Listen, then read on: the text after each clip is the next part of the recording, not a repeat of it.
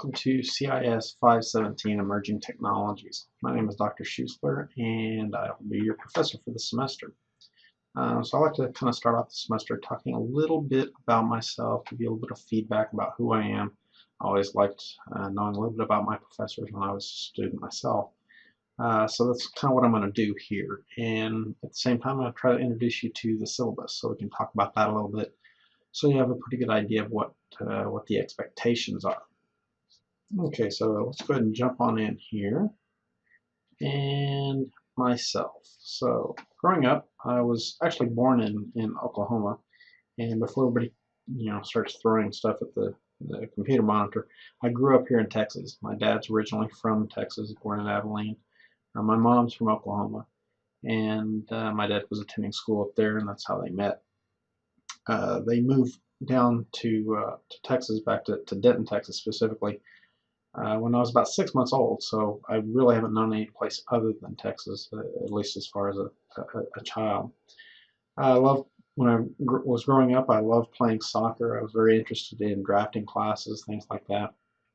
And I ended up marrying my best friend. I've only been married a few years at this point, but ended up marrying my best friend, and we originally met in 9th grade, so kind of a neat little story.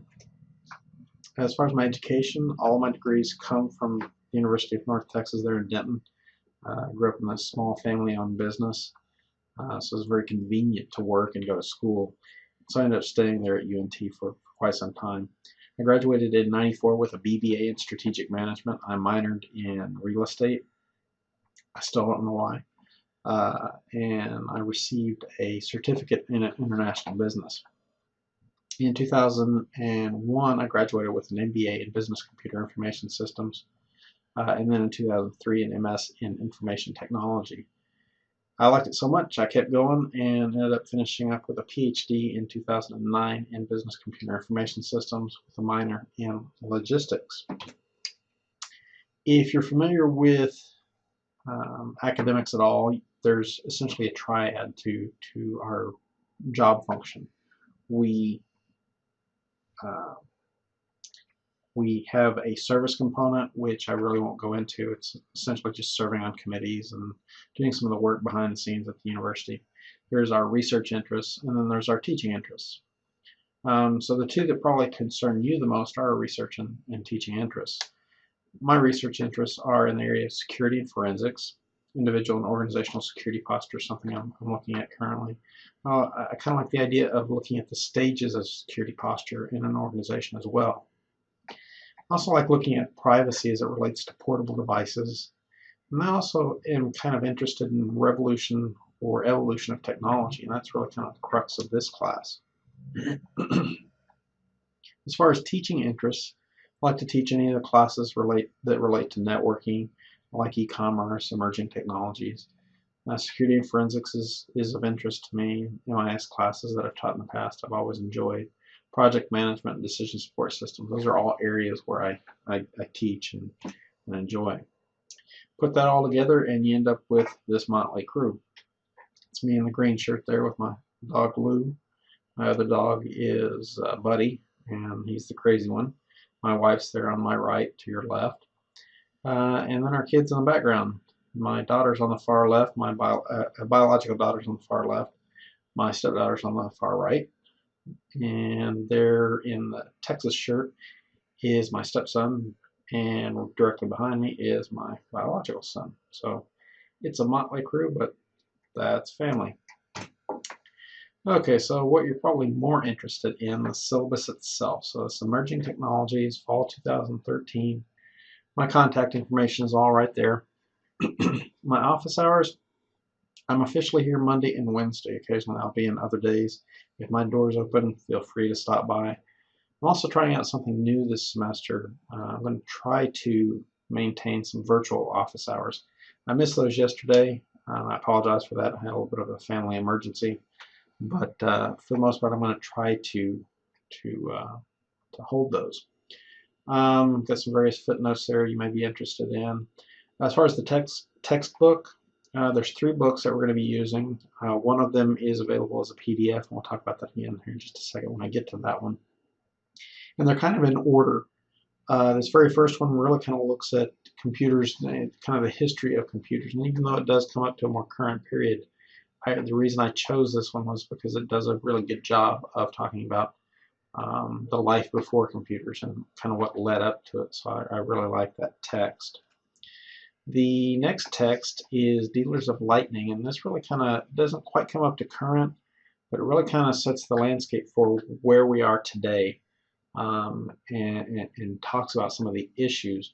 And really, it's just a really fascinating story. And then the last one is available as a PDF for free. If you want to purchase the a hard copy of it, it is available, but I will make the link available to the PDF so you have access to that, so you don't have to actually purchase that unless you just really want to. There's the course description, prerequisites, career services, contact information. If you're nearing graduation and you're looking for a job, I would highly recommend that you contact them. They have a lot of resources over there in terms of developing your resume and things of that nature that they can do. Some of the software that's available as a student in a CIS class, after the add drop period, you have the opportunity to download software for free, quite a bit of it from Microsoft. It includes a variety of titles, Microsoft Visio, Microsoft Project specifically, that I usually require in most of my courses.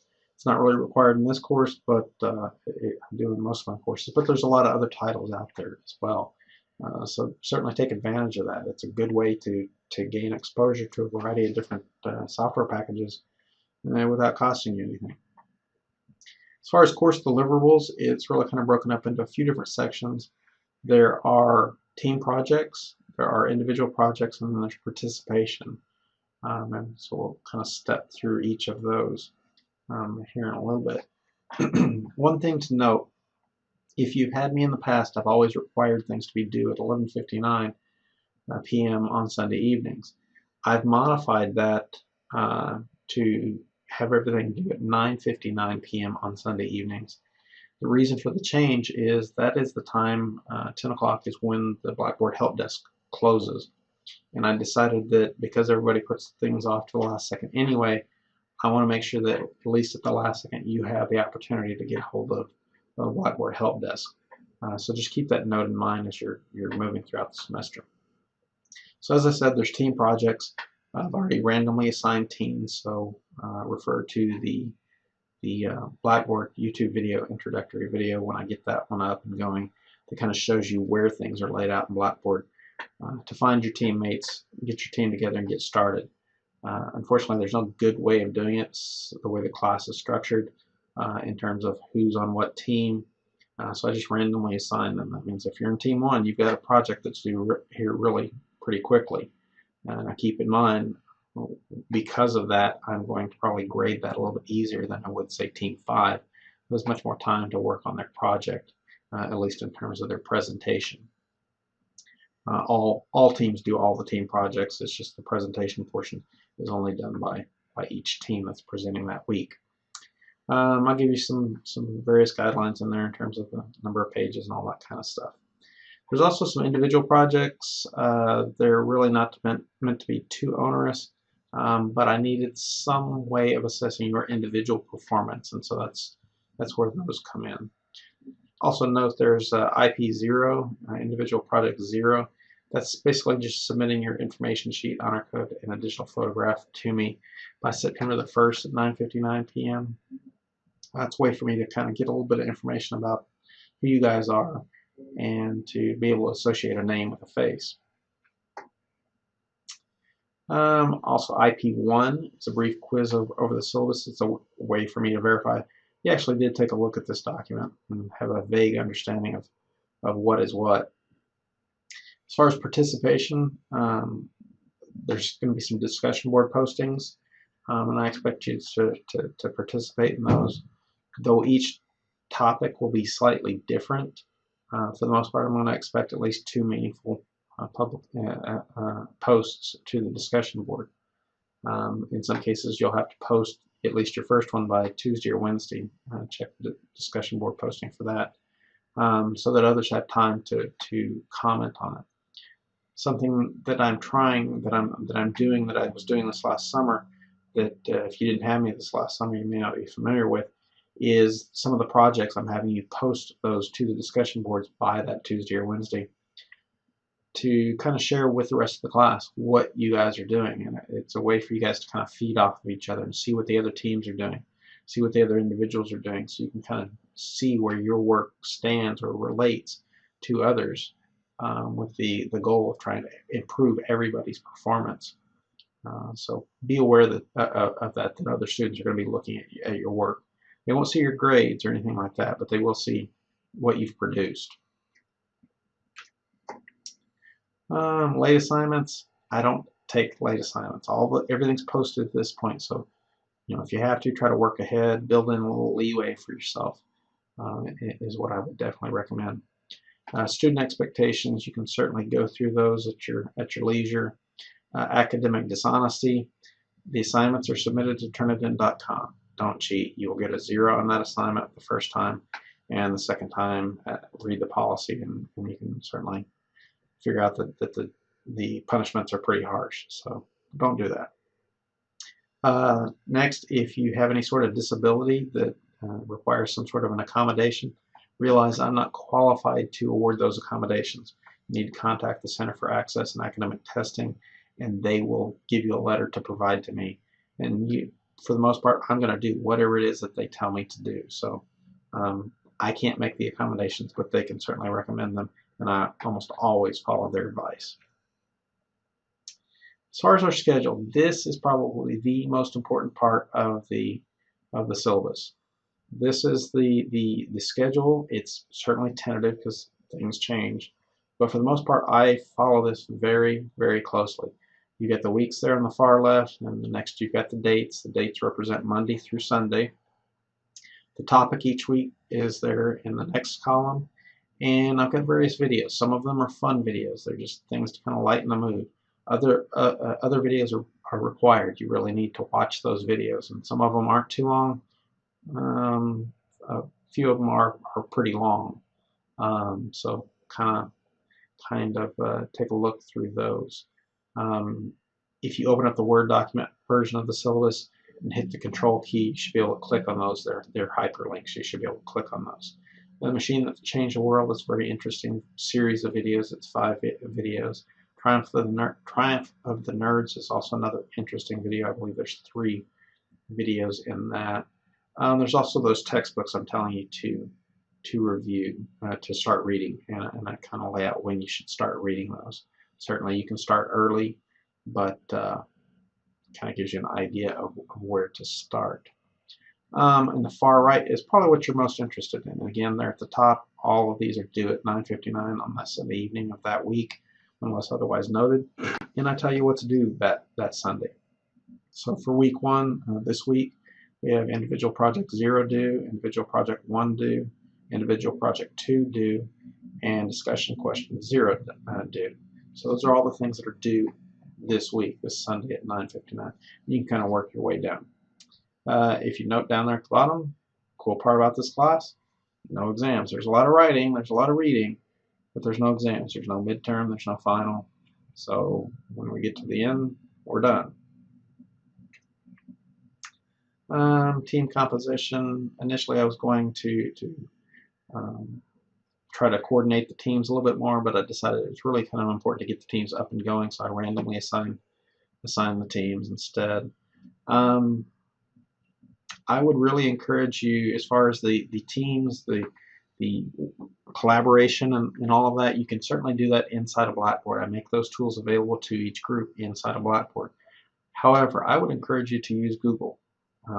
Google Plus specifically gives you a lot of flexibility in terms of being able to share documents via Google Drive. I would like to see the groups use Google Plus Hangouts to be able to create an online presentation. And those presentations can be presented by multiple people or an individual within the team. They can be recorded and automatically saved to YouTube. And what I'm expecting is for you to post the link for the rest of the class to view. And we'll be able to post that in the discussion board, and the rest of the class can see that along with your document. that your team produces for that week. And then you're expected to lead the discussion for that week. So we'll kind of step through that and learn about that as we go on. Again, this is kind of the first semester I'm using a lot of that Google stuff in this way. So we'll both learn. I've got the team projects already posted or already listed inside of Blackboard. Very first one is on why technology changes. We'll try to get at some of the underlying reasons of what is it about, what are the various types of events that help to create change in technology. And that's what the first one is really about. The team project 2, computers, disruptive technologies of the past. So we're going to look at a technology of the past from a historical perspective. We have a lot of information about a lot of those devices. We can kind of tell how they came to fruition and how they developed over time. You can see the team 2 is presenting this, and team 1 is presenting the first one. And when I say present, what I mean is all teams are going to produce the written report. For each project, in this case team 2, they'll actually produce that video or that presentation that I was referring to just a moment ago. Team project 3, team 3 will do it. That goes on. So am I out of order a little bit there? And I'm a little bit out of order there. Okay. Team project 3, Dealers of Lightning. This will be team 3. And this is really over that book, Dealers of Lightning. It's very interesting. It talks about Xerox and what their role was in the development of a lot of computer technology that we have today, in terms of the graphical user interface, laser printing, networking, and all those various types of things. It's a very interesting story about triumphs and about monumental failures. Project 4, The Lights in the Tunnel, really kind of shifts and looks more towards the future and talks about, uses some of Gartner's hype cycle, and we try to use some of those factors that we've talked about as being creators of change, and try to look into the future to see what the future might look like as it relates to technology. And the last one, Team Project 5, Emerging Technology Assessment. As a team, I expect you to kind of look at some of the technologies that are on the horizon and talk about those a little bit, and we'll see where we can go from there. Individual technology, as I said earlier, I need to kind of be able to gauge where you as an individual are in terms of being able to write, in terms of being able to assess technology and look at paradigm changes. And so that's really where the technology assessment comes in. I want you to pick one of these technologies. Several of you have already picked technologies, and I've posted those to one of the announcements that I update as those have come in. There will be no duplicates, so it's first come, first served. You select something, let me know, I'll post it, and it's just time-stamped. Whoever sends me an email first, that's who gets the topic. If you decide you want to do something that's not on the list, send me an email, we can discuss it. I'm certainly open to other things as well. Let's see, and then we've got the individual project plan for emerging technology assessment. This is really a small project, but I want to start to get you to think about, okay, that's great, we learned all this stuff in this class. How am I going to apply that? How am I going to stay current? Because this class doesn't go on forever, but you're going to get out into the workforce, and where you're going to be in the workforce already, and you need a way to stay current. The one constant in life is change, and so you need a way to be able to stay current and stay abreast of some of the changes that are occurring. And so that's kind of what this topic is about, is telling how you're going to stay current. In general, here is my grading rubric that I use. I give that to you ahead of time so you kind of know what I'm looking for. It doesn't apply necessarily to every project that we're doing, but I wanted to give you some kind of a gauge that I use to assess some of your projects. So for example, not every team each week does a presentation. So if you don't do a presentation that week, if you're one of the other 4 teams, I don't grade you on that particular measure. But be sure and make sure when you're turning in a report that you're covering these essential areas. The totals there. Something that also started in the summer is something that's referred to as a WEEP policy. It's really targeted at the undergraduate students, but I've implemented it as well just because I like to be consistent across the department. Um, the writing style obviously is a little bit better at the graduate level, so it really doesn't apply as much to us. But if there are too many errors, if English is not your native language, be aware that you probably need to be a little bit more diligent in terms of what you're turning in. Consult the writing office, for example, and make sure that they can take a look at it and help you to kind of clean it up. If you have too many errors on a single page or too many over the first several pages of a document, it can be returned to you without grading. And then you're given so much time to correct it. And if it's not corrected, then you receive a 0 on that assignment. So as I said, it's not something that's a real problem at the graduate level, but be aware that it is a departmental policy at this point, and the rest of that policy. So that is CIS 517 Emerging Technologies in a nutshell. I'm really looking forward to this semester. I think it's going to be a fun and interesting class. If you have any questions, by all means, shoot me an email. That's definitely the best way to get a hold of me. If it's course related, send it to me. Send me a message inside Blackboard. If it's not course related, send it to my H.Schuessler@tarleton.edu, or join the Emerging Technologies Google community, and we can all kind of hash it out there. Have fun. Take care. See you later this semester.